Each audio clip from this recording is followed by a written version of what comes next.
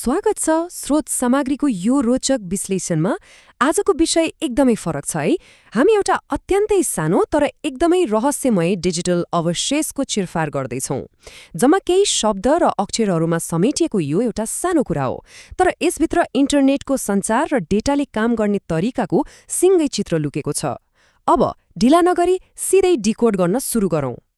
एउटा एक्लो साधारण जस्तो देखिने लिङ्कले मात्रै पनि के कुरा खोल्न सक्छ होला?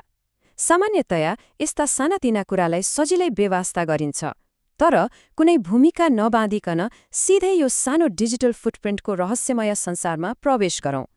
कहिलेकाहीँ एउटा सानो सुरागले मात्रै पनि कति धेरै प्राविधिक सन्दर्भहरू बाहिर ल्याउन सक्छ भन्ने कुरा यहाँ देख्न सकिन्छ। ठिक छ, अब यसको अलिकति गहिराइमै जाउँ। यहाँ देखिएको यो ठ्याक्कै 43 अक्षरको युआरएललाई ध्यान दिएर हेरौँ त।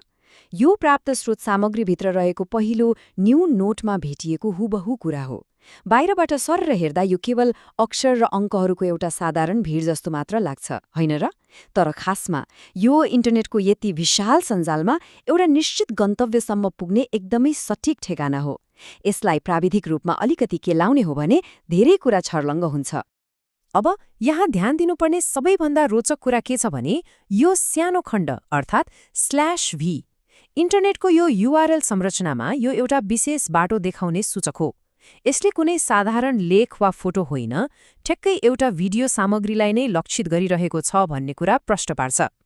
यो सानो अक्षरले एउटा भर्चुअल ट्राफिक पुलिसको जस्तै काम गर्छ क्या, जसले यो लिङ्कको अन्तिम गन्तव्य एउटा भिडियो फाइल नै हो भनेर कडाइका साथ प्रमाणित गरिदिन्छ। र यसले एकदमै उत्कृष्ट रूपमा के प्रस्तुत गर्छ भने इन्टरनेट राउटिङ डेटाको वास्तविक र वैज्ञानिक संरचना। यसलाई अझै मसिना टुक्रा बनाएर हेरौँ है त। सबैभन्दा पहिला डोमेन आउँछ facebook.com।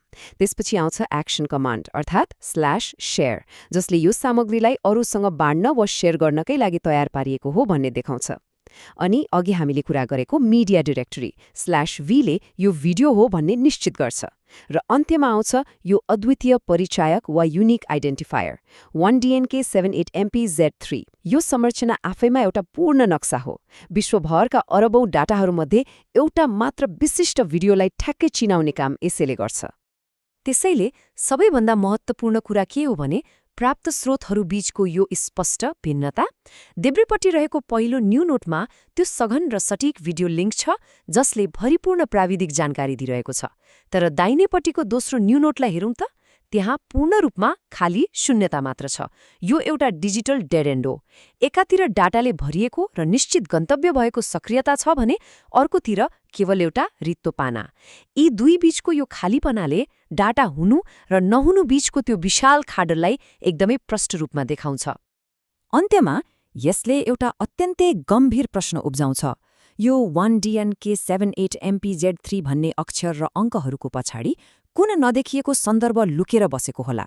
यो अद्वितीय परिचयले कुन कथा, कुन घटना वा कुन सन्देश बोकेको थियो होला त? हामीसँग यो लिङ्क त छ, तर भिडियोको त्यो वास्तविक दृश्य नहुँदा यो एउटा हराएको डेटा जस्तो बन्न पुगेको छ। यो एउटा यस्तो निरन्तर रहस्य हो जसले डिजिटल संसारमा एउटा सानो डोबले पनि कति ठूलो अर्थ राख्छ भन्ने कुरालाई प्रमाणित गर्छ। यसै विचारोत्तेजक प्रश्नका साथ स्रोत सामग्रीको यो विश्लेषण यही समाप्त हुन्छ। पक्कै पनि अझै धेरै सिक्ने र खोज्ने हाम्रो यो यात्रा निरन्तर रहिरहनेछ।